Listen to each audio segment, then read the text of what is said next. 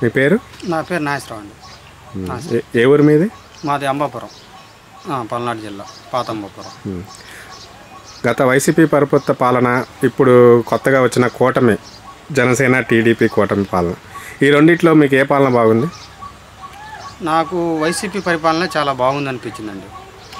ఎందుకంటే పథకాలు కానీ, ఏదన్నా పేదవాళ్ళకి కానీ అండగా ఉంది కానీ, ఉద్యోగాలు కానీ, ఏదన్నా ఒంట్లో బాగోకపోతే ఆరోగ్యశ్రీ కానీ, అన్నీ ఒక పథకం అంటూ లేదు.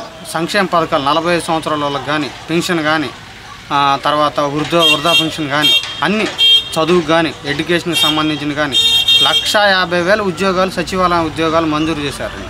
మీకు తెలియదేం కాదు. తర్వాత 4 లక్షల ఉద్యోగాలు వాలంటీర్కి కూడా ఇచ్చాడు. అలానే కాకుండా ఎవరికి ఏ లోటుపాట్లు లేకుండా పెన్షన్ కూడా ఇంటికి తీసుకొచ్చి ఇచ్చే పరిపాలన మొదలుపెట్టిన వ్యక్తి కూడా జగన్మోహన్ రెడ్డి గారు. ఆ విధంగా ముందుకు తీసుకుపోయారు ప్రభుత్వాన్ని. కేవలం జగన్మోహన్ రెడ్డి ఒక్క నాయకుడు మాత్రమే చేయగలిగిన పనులన్నీ చేసేసాడు. ప్రజలకి, దళితులకు కానీ, రెడ్డికి కానీ, ఎవరికైనా కులం పట్టింపు అనేది లేకుండా మంచి చెడు అనేది ఆయన మాత్రమే చేయగలడు.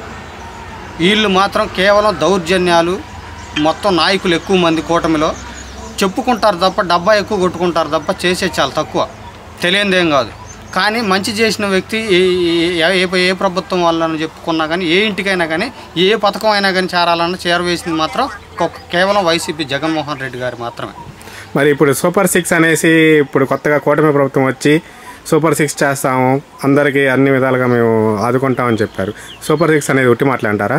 ఉట్టి మాటలు కాకపోతే ఏముందండి, వాళ్ళ అవసరాల తగ్గట్టు అన్ని ముచ్చట్లే చెప్తారు. ఏది బస్సు అన్నారు, తర్వాత లేడీస్ ప్రతి ఒక్కరికి 1500 అన్నారు. ఏముంది? ఏం లేదు. ఇప్పుడు దాదాపుగా 9 నెలల పరిపాలన అయిపోయింది అంతే. రైతులకు అసలుకి వాళ్ళు పట్టించుకునేది లేదు. రైతుల గురించి చెప్పాలంటే జగన్మోహన్ రెడ్డి పరిపాలనలో 23,000 నుంచి 30,000 దాకా మిర్చి రైతుల రేటు పోయింది. ఇప్పుడు చూడబోతే అమ్ముతున్న కనీసం గిట్టుబాటు ధర కూడా లేదు. 10,000, 7,000, 8,000. రైతులు ఎంత ఆందోళన చెందుతున్నారో. అసలు ఏంటంటే అన్నం పెట్టే వాళ్ళని ఎప్పుడైనా కానీ కాలు దండుకోవటం మనకందరూ మనుషులకు ఉన్న నైతిక తత్వమేగా, అలానే జరిగింది. ఒక్క పరిపాలనలో మనం ఎప్పుడైనా కానీ మాట్లాడుకుంటే మాత్రం జగన్మోహన్ రెడ్డి చేసిన విధంగా ఏ ప్రభుత్వం చేయలేదు.